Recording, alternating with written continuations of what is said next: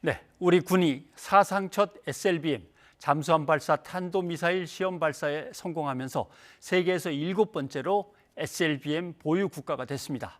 때마침 북한도 어제 열차에서 탄도미사일을 발사했습니다. 조한범 통일연구원 선임연구위원과 자세히 살펴보도록 하겠습니다. 위원님 어서 오십시오. 예, 안녕하세요. 잠수함에서 탄도미사일을 드디어 발사했다. 예. 이게 어떤 의미를 갖는 겁니까? 굉장히 놀라운 성과입니다. 예. 왜냐하면 7번째라고 말을 하고 있는데요. 우리 앞에가 이제 미국, 중국, 러시아, 영국, 프랑스, 인도거든요. 아, 예. 이 국가들은 모두 핵추진 잠수함입니다. 아, 인도는 이제 자체 건 아니고요. 러시아를 리셀 쓰고 있는 핵추진 잠수함이고, 예. 심지어 영국도 SLBM은 미국제 기술에 의존하고 있습니다. 그러니까 재래식 잠수함으로서는 가장 진보된 형태의 잠수함이고요. 지금 안창호함이 이제 그 3,000톤급 KSS 배치 1인데요. 예. 여기 세 척을 만든 여기 이제 6발의 탄도미사일이 들어가는데 재래식 잠수함에 6발의 SLBM을 넣는 건 안창호함이 유일합니다. 아, 예. 그리고 배치 2는 10발까지 들어가고요. 배치 3까지 간다 그러면 대략 9척의 중 잠수함에서 80여 발의 SLBM이 물속에 있는 거거든요. 예. 이론적으로는. 그 정도면 엄청난 전쟁 억지력이고요. 우리가 잘 모르는 사실 중에 하나가 한국의 국방력, 예. 모든 걸 이제 고려했을 때 글로벌 파이어 파워라고 하는 그 세계 국제 기구가 판단한 바에 따르면 2020년 기준 세계 6위입니다. 6위. 6위고 예. 그리고 이 주요 전력, 그다음에 이제 미사일만 하더라도 사실은 공대공 미사일만 사실은 좀 어려움이 있지. 이번에 공대지도 시험을 공대지 했거든요. 요번에. 예. 그러니까 모든 미사일 체계를 다 자급하는 국가고요. 좀 과장해서 말씀드리면은 단거리나 중거리 같은 경우는 미국에 뒤지지 않습니다. 예, 그렇기 때문에 알겠습니다. 이번은 상당한 국방과학의 성과다 이렇게 볼 수 있습니다. 말씀하신 대로 나름대로 큰 의미를 갖고 있으니까 대통령이 직접 참관을 한 것 같습니다. 예, 그러면서 그렇습니다. 북한 도발에 대한 상당한 억지력을 갖게 됐다라고 얘기했는데 이제 북한은 여기에 대해서 상당히 섭섭하다라고 하면서 좀 거친 표현을 써가지고 뭐 남북 관계가 파괴될 수도 있는 그런 상황이다라고까지 얘기를 했는데 무슨 의도라고 봐야 될까요? 만일에 북한이 핵을 개발하지 않았고요. 예, 유엔에서 모든 탄도미사일 기술을 이용한 발사를 금지하는 결의를 만일에 받지 않았다면 예. 우리가 도발이라는 표현을 쓰면 좀 그렇죠. 왜냐하면 자의적인 행동이고 우리도 예. 지금 기술 개발하니까요. 그런데 북한은 이미 유엔에 의해서 탄도미사일 발사 기술 모든 1m만 넘어가도 탄도미사일 기술이거든요. 그건. 예. 그렇기 때문에 도발은 맞는 거고요. 다만 이번 김여정 부부장의 얘기를 자세히 들여다보면 예. 물론 이제 문재인 대통령에 대해서 여러 가지 험한 말을 쏟아놨지만 내용을 보면 사실 과거에 비해서 도발이 좀 낮아요.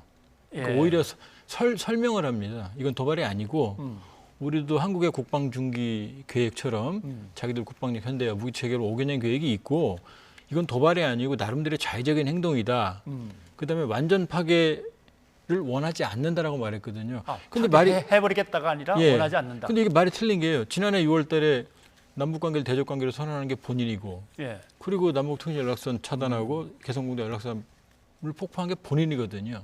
근데 이제 와서 파괴를 원하지 않는다는 얘기는 사실은 슬며시 남북 관계가 파괴되지 않은 걸로 뒤집어 놓은 거거든요. 왜냐하면 남조선 당국자라고 늘 용어를 쓰다가 갑자기 문재인 대통령이라고 딱 바꾸 나오니까 상당히 격하게 나왔다라고 했는데 또 내용을 뜯어보니까 예, 아니군요. 내용을 뜯어보면 그런 거 아닙니다. 상당히 구구절절히 자신들의 행위를 설명을 하고 있거든요. 예. 그러니까 물론 이제 뭐 쓰면 안 되는 어떤 의전상의 표현을 쓰긴 했지만 제가 보기에는 도발의 정도가 그렇게 큰 건 아니다 이렇게 볼 수 있습니다. 예, 알겠습니다.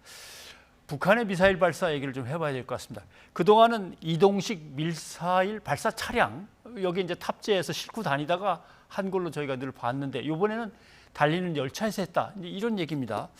자, 그러면 이거는 또 북한의 어떤 전략 또 기술이 발전한 겁니까? 일단 이제 다양한 발사 체계를 갖추면 아무래도 이제 융통성이 커지죠. 아, 예. 그러나 좀 더 엄밀히 말하면 시대에 뒤떨어진 개념입니다. 왜냐하면 지금 저런 열차 형태의 발사대를 이용하는 국가는 한 군데도 없고요. 예. 그리고 문제는 북한의 철도 체계가 부실해요. 아, 평균 속도가 50km 정도밖에 안 되거든요. 그다음에 철도가 단선입니다. 그러면 제한된 지역에서만 운영이 가능하고 우리 군이 충분히 포착이 가능하거든요. 그러니까 뭐 못 보던 걸 보니까 우리가 좀 놀라고 저 어려운 게 아니냐 그렇지만 사실은 현대전에 맞는 개념은 아니다. 예. 우리 군이 안보적으로 충분히 긴장하고 대응을 해야겠지만 그러나 우리가 이번에 SLBM 성공한 거나 공대지 미사일 발사한 거나 그런 것과 비교할 건 아니다. 예. 그렇기 때문에 너무 크게 걱정할 필요는 없을 것 같습니다. 알겠습니다. 그런데 북한이 열차에서 미사일을 발사한 시점이 중국의 왕이 외교부장이 우리나라에 와서 대통령을 만나고 하는 이제 그 상황에서 발사를 했단 말이죠. 그래서 일부 외신들 보면은 북한이 중국에게 뭔가 메시지를 전달하고 싶은 거다. 중국이 중요한 대한민국에 와서 외교 행사를 하고 있는데 굳이 그 타이밍에 쏠 필요가 뭐가 있느냐. 이거는 중국한테 하고 싶은 말이 많은 거다. 뭐 이런 해석도 내놓습니다. 전 동의하지 않습니다. 아, 그래요? 왜냐하면 최근에 김정은 위원장이 북중 조종 우위탑에 직접 화환까지 진정을 했고 예. 그다음에 최근에 북중 관계가 계속 개선돼 왔어요. 또 얼마 전에만 하더라도 중국 공안부장이랑 조중 북한 대사 리용남이 같이 만났거든요. 예. 그러니까 북중 관계 나쁘지 않습니다. 다만 북한은 예정된 기술적 실험을 예. 정치적으로 가장 주목받을 타이밍에 맞췄다라고 볼 수 있고 그러면은 왕이 부장도 왔지만 문재인 대통령의 SLBM 참관이 있었고 또 한미일 북핵 수석 대표가 도쿄에서 지금 회의를 하고 있는 상황이었거든요. 예. 그러니까 왕이 부장이 맞춘 게 아니고요. 예. 나머지 두 개에 맞춘 거다. 그리고 그 정도는 충분히 중국과는 양해가 될 수 있다는 판단인 거지. 지금 북중 관계 북한이 중국에 대해서 메시지 보낼 이유가 전혀 없습니다. 그러니까 왕이 부장도 역시 반응을 별로 안 보였고요. 예. 그러니까 북중 관계를 볼 소지는 아닙니다. 뭐 중국의 반응은 대화와 만나서 접촉하고 자꾸 대화를 나누자 뭐 이런 정도고 일본은 상당히 발끈했고 미국은 의외로 뭐 직접적인 어떤 타격을 주거나 위협을 주는 건 아니다. 뭐 이렇게 또 물러났고요. 일단 사거리가 단거리고요. 아, 단거리를 하더라도 유엔결의는 위반인데 예. 그러나 트럼프 대통령은 무시했고요. 물론 바이든 대통령은 계속 경고했어요. 단거리도. 그러나 단거리로 유엔이 대북 제재를 결의한 적은 없고요. 예.